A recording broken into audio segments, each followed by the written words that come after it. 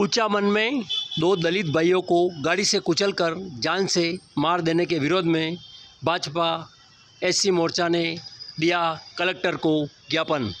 मैं इंजीनियर संजय शिंदे, प्रदेश प्रमुख आईटी भाजपा अनुसूचित जाति मोर्चा राजस्थान।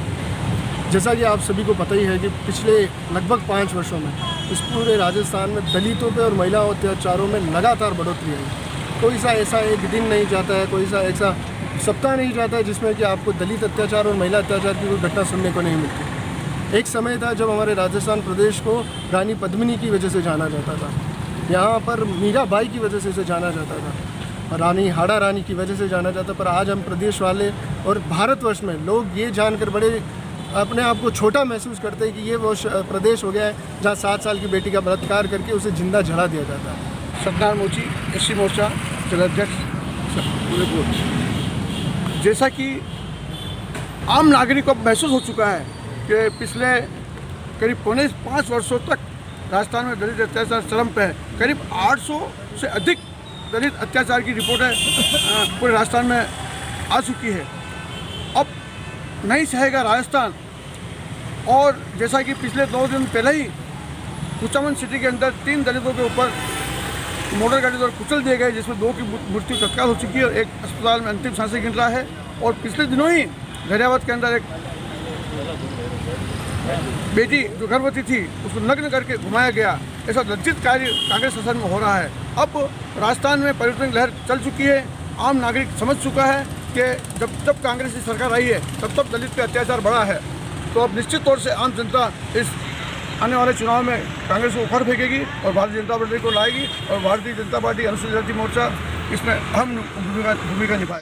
आइए हमारे साथ मौजूद हैं उदयपुर ग्रामीण विधायक फूल सिंह जी मीणा। अब वास्तव में ये है गूंगी बहरी और निकम्मी सरकार कांग्रेस की, जो वास्तव में हमारे महिलाओं का अत्याचार के अंदर नंबर 1 है और दलितों के अंदर पूरा हिंदुस्तान के अंदर तीसरा नंबर पर है। हमारा आदिवासी और एससी एसटी के जो वास्तव में महिलाओं के साथ में हो या चाहे हमारे पुरुषों के साथ में, ये कांग्रेस सरकार कुछ नहीं कर पा रही है।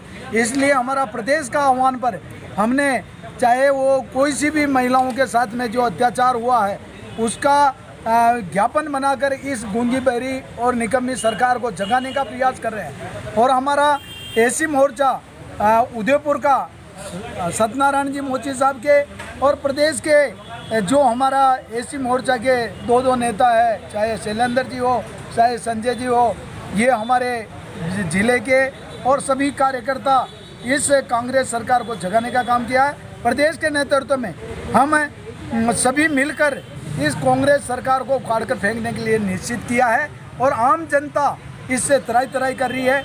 आम जन इस कांग्रेस सरकार से बहुत ही ऊब चुकी है और ये फ्री की रेवड़ियाँ बांट कर हमारी जनता के साथ में 4 साल का जो वास्तव में इन्होंने कुटारा घात किया, चाहे रोजगार में हो, बेरोजगारी में भत्ता देने का हो, किसानों का कर्जा माफ़ करने का हो, बिजली के दाम नहीं बढ़ाने की बात की हो, हर एक में ये फेल हुई है।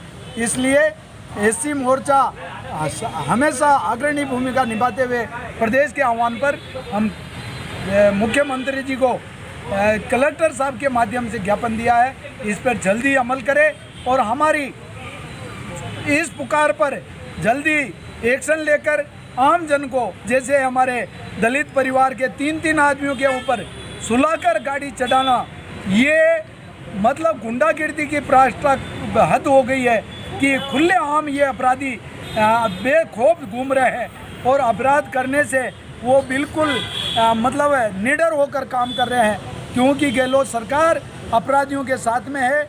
आम जनता को ये कोई न्याय